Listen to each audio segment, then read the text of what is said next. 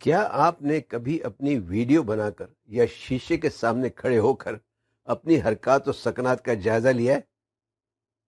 نہیں؟ تو آج آپ کو بتاتے ہیں کہ اس کی کیا ضرورت ہے۔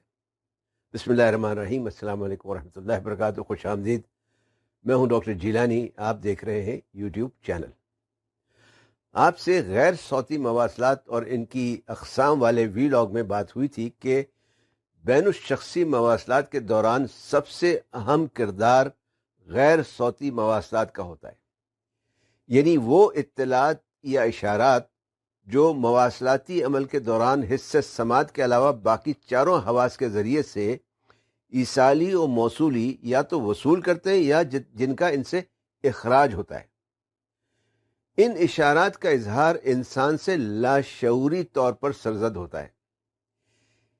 اس کی کئی وجوہات ہیں، مثلا گھر کا ماحول، زندگی کے تجربات، پسندیدہ شخصیات کی نقل کرنے کی کوشش، ساتھ کام کرنے والوں کا اثر، معاشرہ، یا ایسے خیالات و تصورات جو انسان کے تحت الشعور میں نقش ہوتے ہیں۔ یہ اشارات چونکہ لاشعوری طور پر سرزد ہوتے ہیں، اس لیے انسان کو ان کا احساس یا ادراک نہیں ہو پاتا، اور یہ غیر ارادی طور پر ایک خودکار طریقے سے اخراج کرتے رہتے ہیں۔ ان کا ادراک یا احساس کیسے کیا جا سکتا ہے؟ ان اطلاعات و اشارات کا ادراک حاصل کرنے کے لیے سب سے پہلے تو آپ کو اس بات کا علم ہونا چاہیے کہ مختلف اطلاعات و اشارات یا انداز و اطوار کو کس طور سے دیکھا جاتا ہے یا ان سے کیا مطلب نکلتا ہے۔ یہ کچھ مشکل کام ہے، اس لیے کہ جو انداز آپ کے لیے معمول کی بات ہے وہ شاید کسی اور کے لیے غیر معمولی ہو۔ مثال کے طور پر نظریں ملا کر بات کرنا۔ اب اگر ایک شخص نظریں تو ملاتا ہے لیکن ادھر ادھر بھی دیکھتا رہتا ہے تو ضروری نہیں کہ اس میں خلوص کی کمی ہے یا وہ بات دھیان سے نہیں سن رہا۔ اسی طرح اگر کسی کی تیوری پر بل پڑے ہیں تو ضروری نہیں کہ وہ ناگواری محسوس کر رہا ہو سکتا ہے وہ گہری سوچ میں ڈوبا ہو یا اپنی یادداشت پر زور دے رہا ہو۔ آپ نے اکثر دیکھا ہوگا کہ بعض لوگ بیٹھے بیٹھے اپنی ایک ٹانگ ہلاتے رہتے۔ اب اس کا یہ مطلب بھی نہیں کہ ان میں خود اعتمادی کی کمی ہے یا یہ گھبرائے ہوئے ہیں۔ ہو سکتا ہے کہ وہ خوشگوار موڈ میں ہو۔ انداز و اطوار کو سمجھنے کے بعد آپ کو اپنے انداز و اشارات یا اطوار سے شعوری طور پر آگاہی حاصل کرنا ہوگی۔ ان سے شعوری طور پر واقف ہونا پڑے گا تاکہ اس بات کا فیصلہ کیا جا سکے کہ کون سے قابل قبول ہے، کن کو بدلنا ہے اور کن سے بچنا ہے۔ اس کام کے لیے آپ مختلف طریقے استعمال کر سکتے ہیں۔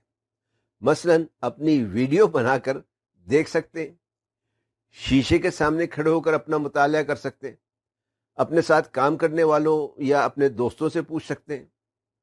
اس میں سب سے بہتر اپنی ویڈیو بنا کر دیکھنا ہے۔ کسی بھی موضوع پر اپنی 5 منٹ کی ویڈیو بنائیں اور اس میں بالکل اپنے قدرتی انداز سے بات کریں، اور پھر اسے دیکھ کر غور کریں کہ آپ کی جسمانی حرکات و سکنات سے کیا تاثر ملتا ہے یا پہنچتا ہے۔ اس کے بعد اسے اپنے دوستوں کو دکھا کر ان سے پوچھیں کہ ان کا کیا خیال ہے۔ اس کے علاوہ اس بات پر بھی غور کریں کہ دوسرے لوگوں کے وہ کون سے اشارات یا حرکات و سکنات ہیں یا انداز ہیں جو آپ کو ناپسند ہیں۔